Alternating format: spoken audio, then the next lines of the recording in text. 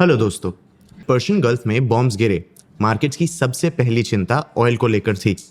आखिरकार straight of Hormuz से दुनिया के टोटल सीबॉर्न ऑयल ट्रेड या समुद्र से जाने वाले ऑयल के ट्रेड का 25% से भी ज़्यादा और वर्ल्ड के एलएनजी का लगभग 20% हिस्सा गुजरता है।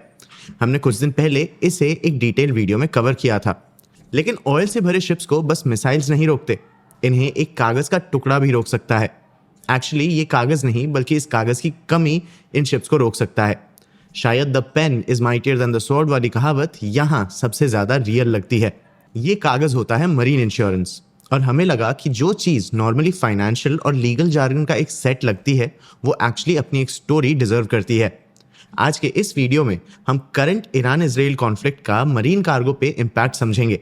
सबसे पहले हम मरीन इंश्योरेंस के ऑपरेशन समझेंगे, फिर हम करंट कॉन्फ्लिक्ट का इंश्योरेंस रिस्क वैल्यूएशन पे इम्पैक्ट समझेंगे, फिर हम मरीन इंश्योरेंस के इंश्योरेंस या री इंश्योरेंस के बारे में समझेंगे। एंड में हम इस सिचुएशन में प्रेसिडेंट ट्रंप के प्रपोज्ड रिस्क इंश्योरेंस के बारे में भी डिस्कस करेंगे। मैं हूं आपका होस्ट देव, आप देख रहे हैं मार्केट्स बाय ज़ीरोधा हिंदी। चलिए शुरू करते हैं। सबसे पहले मरीन इंश्योरेंस के ऑपरेशन समझते हैं।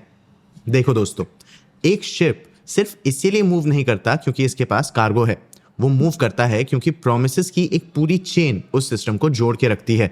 शिप ओनर चार्टरर को प्रॉमिस करता है कि कार्गो सेफली पहुंच जाएगा।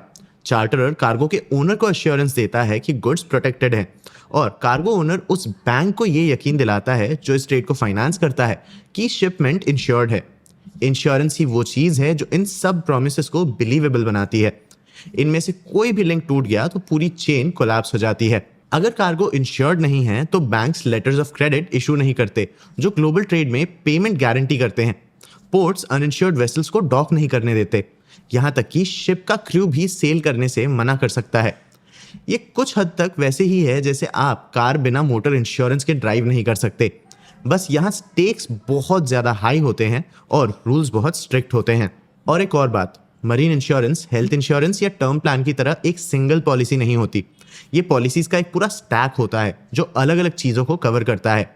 इसका बेस होता है हल एंड मशीनरी इंश्योरेंस जो शिप को कवर करता है। ये बेसिकली व्हीकल का अपना इंश्योरेंस है। उसके बाद आता है कार्गो इंश्योरेंस जो शिप पर जा रहे गुड्स को प्रोटेक्ट करता है, और उसके भी ऊपर होता है प्रोटेक्शन एंड इंडेमनिटी या P&I। अगर शिप पोल्यूशन कॉज करे, क्रू को इंजरी हो जाए या किसी और की प्रॉपर्टी डैमेज हो जाए तो इसे P&I कवर करता है। इंटरेस्टिंग बात यह है कि P&I profit making insurance firms नहीं चलाती, ये शिप ओनर्स का और शिप ऑपरेटर्स का एक म्यूचुअल क्लब्स चलाते हैं। ऐसे 12 बड़े क्लब्स हैं जो कलेक्टिवली इंटरनेशनल ग्रुप के नाम से जाने जाते हैं, और ये दुनिया के लगभग 90% ओशन गोइंग टनेज को कवर करते हैं। और इन सब के ऊपर एक और लेयर होती है जो आज के कंटेक्स्ट में सबसे रेलेवेंट है, और वो है वॉर रिस्क और political risk insurance. Normal times में वॉर रिस्क पैकेज का पार्ट होता है। आप एक छोटा एनुअल प्रीमियम पे करते हो और शिप्स मिसाइल स्ट्राइक्स, माइंस और दूसरी हॉस्टिलिटीज के अगेंस्ट कवर होते हैं। लेकिन एक कैच है, वॉर रिस्क पॉलिसीज में कैंसिलेशन क्लॉज होता है। यूजुअली इंश्योरर्स सिर्फ 7 दिन के नोटिस पर ही कवर कैंसिल कर सकते हैं। अगर सिचुएशन किसी मेजर मिलिट्री पावर से जुड़ी हो जैसे यूएस, तो ये विंडो सिर्फ 72 घंटों तक भी कम किया जा सकता है। ये सुनने में अनफेयर लग सकता है, लेकिन इंश्योरेंस के पर्सपेक्टिव से सोचिए। वॉर सी स्टॉर्म जैसा नहीं होता जिसमें एक शिप बस डैमेज हो जाए। अगर किसी मेजर शिपिंग लेन के पास कन्फ्लिक्ट हो जाए तो एक साथ डजन्स या कई 100 शिप्स रिस्क में आ जाते हैं। एक सिंगल इवेंट बिलियंस के क्लेम्स ट्रिगर कर सकता है। कोई भी इंश्योरर इतना कॉन्सेंट्रेटेड रिस्क ज़्यादा देर तक नहीं उठाना चाहेगा, इसलिए डील सिंपल होती है।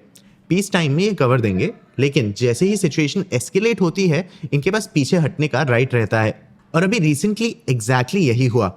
फरवरी 2026 के एंड में यूएस, इजराइल और ईरान के बीच मिलिट्री एस्केलेशन ने गल्फ रीजन को हिला दिया। स्ट्रेट ऑफ हॉर्मुज या ईरान और ओमान के बीच वो नैरो कॉरिडोर जहां से दुनिया की एनर्जी सप्लाई का एक बड़ा हिस्सा गुजरता है, इंश्योरर्स के लिए ये एरिया एक हाई रिस्क जोन बन गया। ज्यादातर marine insurance deals London market में ब्रोकर होती है। ये एक स्पेशलिस्ट हब होता है जहां इंश्योरर्स और री इंश्योरर्स बड़े और कॉम्प्लेक्स रिस्क हैंडल करते हैं। अगर किसी शिप का इंश्योरेंस है तो चांसेस हैं कि डील इसी मार्केट में हुई हो। इसी मार्केट के अंदर एक जॉइंट वॉर कमिटी नाम की बॉडी होती है। ये ग्रुप मरीन हल वॉर रिस्क को अंडरराइट करता है और हाई रिस्क एरियाज की लिस्ट मेंटेन करता है। जैसे ही मिसाइल्स चलने लगते हैं इस लिस्ट को एक्सपैंड कर दिया जाता है। बहरीन, जिबूती, कुवैत, ओमान और कतर के आसपास के वाटर्स लिस्ट में ऐड कर दिए गए हैं। और इस डेजिग्नेशन का इम्पैक्ट बहुत बड़ा होता है क्योंकि इसके बाद एक अलग प्राइसिंग रेजिम ट्रिगर होती है। अब सिर्फ एनुअल प्रीमियम नहीं देना पड़ता। अगर शिप लिस्टेड एरिया में एंटर करता है तो एडिशनल वॉर रिस्क प्रीमियम या AWRP देना पड़ता है, जो यूजुअली शिप की इंश्योर्ड वैल्यू का ही एक परसेंटेज होता है। और ये प्रीमियम्स तेजी से बढ़े हैं। एक $100 मिलियन के वेसल को गल्फ ट्रांजिट के लिए इंश्योर करना लगभग $250,000 से बढ़कर $375,000 पर वॉयज तक बढ़ गया है। यानी ये एक 50% का जंप है। कुछ केसेस में कोट्स और भी ज़्यादा थे। लेकिन सिर्फ प्राइस ही नहीं बढ़ा है, कैंसिलेशंस भी होने लगे हैं। कई मेजर इंश्योरेंस जैसे गार्ड्स, कल्ड, लंदन PNI क्लब ने 5 मार्च से ईरानियन वाटर्स के पास वेसल्स के लिए वॉर रिस्क कवर कैंसिल कर दिया या पॉज कर दिया है। जापान की MSNAD ने तो पूरे रीजन में वॉर रिस्क अंडरराइटिंग सस्पेंड कर दिया। कुछ इंश्योरर्स ने बाईबैक का ऑप्शन दिया, मतलब कवर वापस मिल सकता था लेकिन काफ़ी ज़्यादा प्राइस और स्ट्रिक्टर टर्म्स पर। और इसका रिजल्ट 200 से ज़्यादा वेसल्स स्ट्रेट के आसपास एंकर हो गए और ये अब वेट कर रहे हैं। और यहाँ एक ट्रिकी सिचुएशन है। अगर जोन डेंजरस है और इंश्योरेंस कैंसिल हो गया तो शिप्स यहाँ से निकल क्यों नहीं जाते? प्रॉब्लम यह है कि निकलने के लिए भी शिप्स को उसी डेंजरस जोन से सेल करना पड़ेगा जिसे इंश्योरर ने अब कवर करना बंद कर दिया है।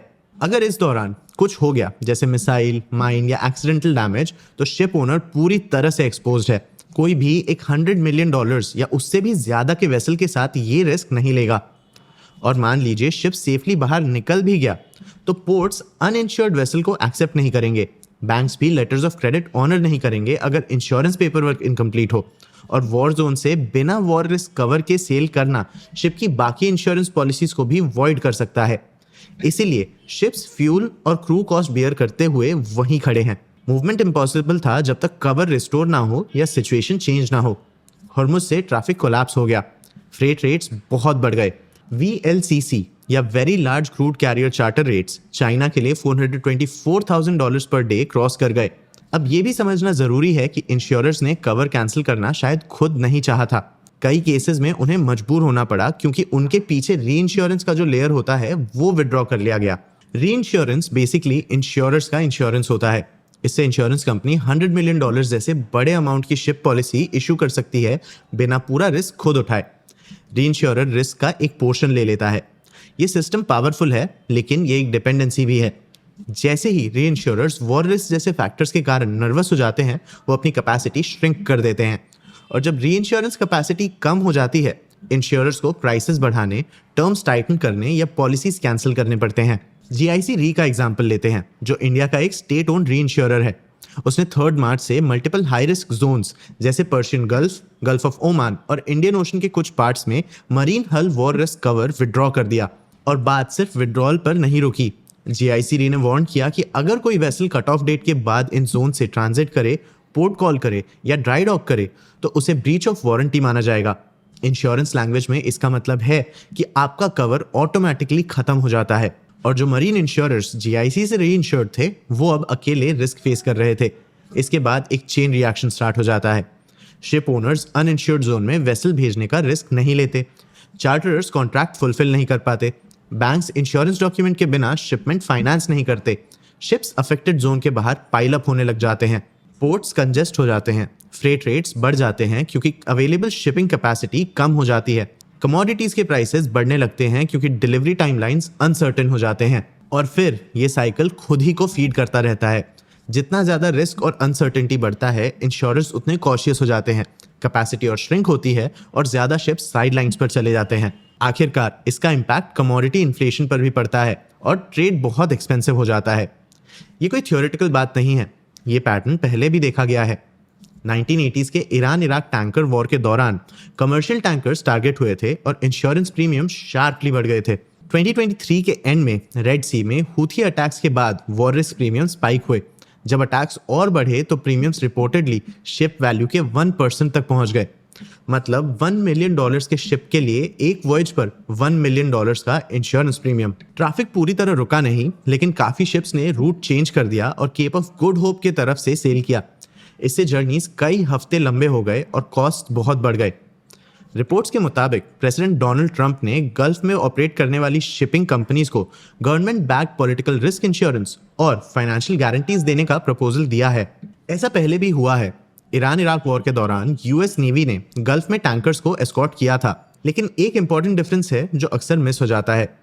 Political risk insurance government actions को कवर करता है, जैसे एक्सप्रोप्रिएशन, पॉलिटिकल वायलेंस या currency transfer restrictions. War risk insurance missiles, mines और डायरेक्ट हॉस्टिलिटीज को कवर करता है।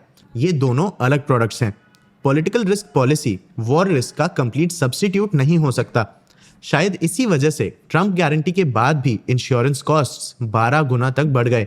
और अगर गवर्नमेंट बैकस्टॉप प्रॉपर्ली स्ट्रक्चर भी हो जाए तो भी कुछ प्रैक्टिकल सवाल रह जाते हैं। क्या ये सब वेसल्स पर अप्लाई होगा या सिर्फ यूएस फ्लैग्ड शिप्स पर? क्या ये P&I लायबिलिटीज को कवर करेगा या सिर्फ हल डैमेज को? क्या ये इतनी जल्दी एक्टिवेट हो सकता है जब कैंसिलेशन नोटिसेस आवर्स में ही मिलते हैं?